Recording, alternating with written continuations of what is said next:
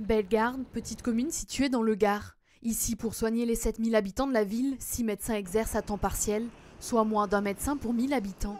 Alors, au comptoir de la pharmacie des Arènes, les discussions vont bon train. Il ne faut pas être malade, ou il faut s'y prendre bien à l'avance.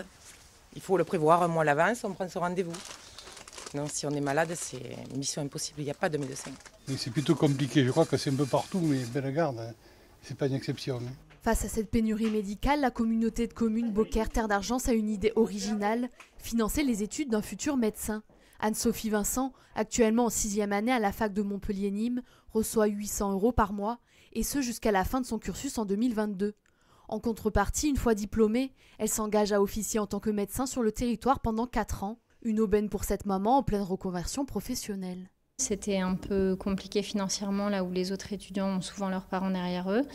Et que nous, on se débrouillait tous les deux avec mon conjoint, avec les 2 enfants, et on avait besoin d'une petite aide pour aller au bout de ces études qui sont longues. La future médecin prévoit d'ores et déjà de rester exercer à Bellegarde à la fin de ses 4 ans obligatoires. Mais ce n'est pas suffisant pour le territoire.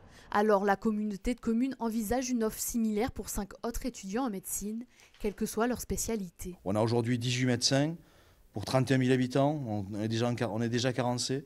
Et dans l'échelle de 3 à 4 ans, on va en perdre 4-5. Donc on va se retrouver vraiment en sous-population médicale.